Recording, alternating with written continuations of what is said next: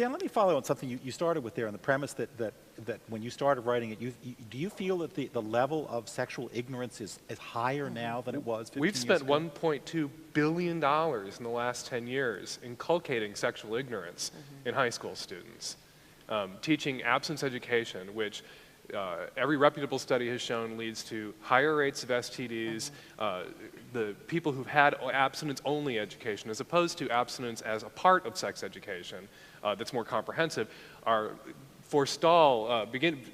become sexually active later by about 6 months, not at marriage, but are less likely to use protection, more likely to get knocked up, more likely to get an STI. $1.2 billion. And it's not just George Bush. The first 200 million were Clinton, Bill Clinton. Yeah, I was in Texas recently, and there were these teachers talking about how hard it is because now there's such a fear of saying anything, even if you're not the, quote, abstinence-only educator, being even a teacher in the school, what do you say and what do you not say, because then you feel like you're going to be threatened. And there were two 14-year-old girls in this one class who were pregnant, and it was in their abstinence-only education class, and all the kids were sort of saying like, well, but how did that happen? And they were like, we don't know, you know, and they're like, was that the right answer? And I was like, well, no, it was not the right answer. And they're like, there was just this report out of Florida. Florida is revisiting its sex education programs when a study showed that a quarter of all teenagers believe that drinking bleach cured HIV, and Mountain Dew was if you douched with Mountain Dew, you couldn't get pregnant. It was just like, oh my God. But that's, I mean, the problem with sex education in public schools is that the lowest common denominator parent must be catered to.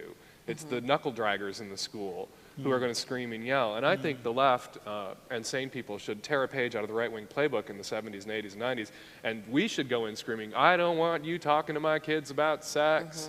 I don't want sex ed. You teach them to read and write, and just get sex ed out because it's shit. And send your kids to Scarlet Teen and your website and my website for sex education. If we can get the internet in the schools, we have sex education in the schools, and we don't need the abstinence educators anymore and the teachers who are afraid of being fired for telling kids the truth.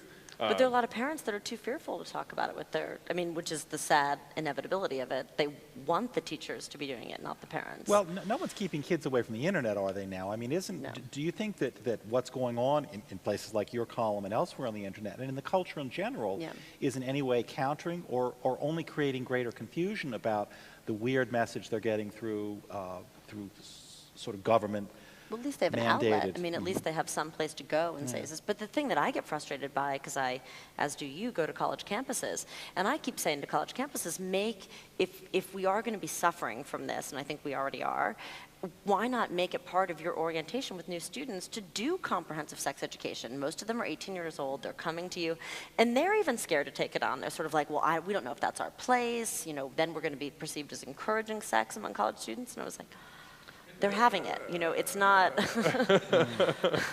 I go to colleges explicitly to undo abstinence education in 2 hours, which is not that hard, actually.